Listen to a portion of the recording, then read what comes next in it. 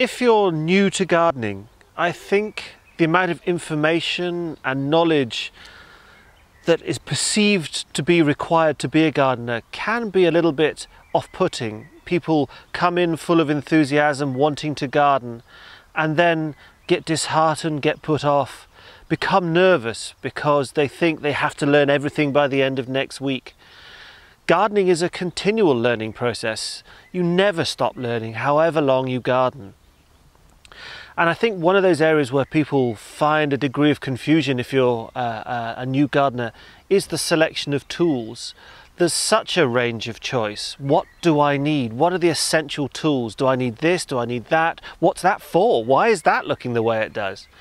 So just as an introduction, as a little bit of help, I've selected what I think are the most essential garden tools to get you going. Of course, as you develop your skills, as you develop your garden, you're going to need to add to the collection. You may just want to add to the collection. Garden tools are lovely things. But this is the bare, back to basics, bottom line range of tools that you're going to need for the jobs that you need to do. So what do you need to do? Well, you need to dig. And this is a spade. A spade is a digging tool. Once you've dug the soil over, you may need to break the lumps up, improve the soil. So a fork for lighter work once the soil has been broken up.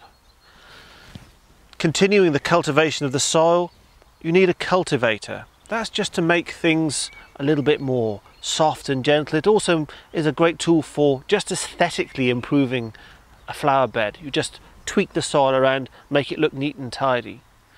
If you've been digging over an area that's full of weeds, or there's grass you don't want around, or there's leaves that have fallen, clearing up all that stuff that's left over is the job of the rake. So raking just is a clearing job, really.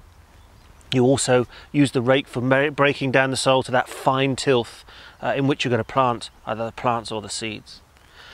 Once you've planted plants, you need to keep the area clean. So you need a hoe. This is a long-handled hoe, and a hoe is basically a weeding tool. This one you pull towards you and you break off the roots and the plants die. You can then rake them up. So those are the big tools. That's 5 basic big tools. And hand tools are always useful as well. Sometimes you need to get close up and personal with the weeds or the plants or the soil. And I've just got 3 hand tools that every gardener should be with. Just a little hand fork that allows you to get in down to the nitty-gritty, the detail, close work inside the borders. Hand hoes give you again that extra little bit of skill. They give you that extra little bit of control over the work that you're doing in a border. And when it comes to planting plants, if they're smaller plants, you need a trowel just to make holes in the soil for planting anything from a potato to a petunia. So that's it. 1, 2, 3, 4, 5, 6, 7, 8 tools that if you have those as a starter gardener, you won't go far wrong. So hand hoe, trowel, hand fork, full-size fork, well actually this is a lady fork, full-size spade, rake, cultivator, long-handled hoe. Have those in your garden shed and you'll be able to tackle just about everything.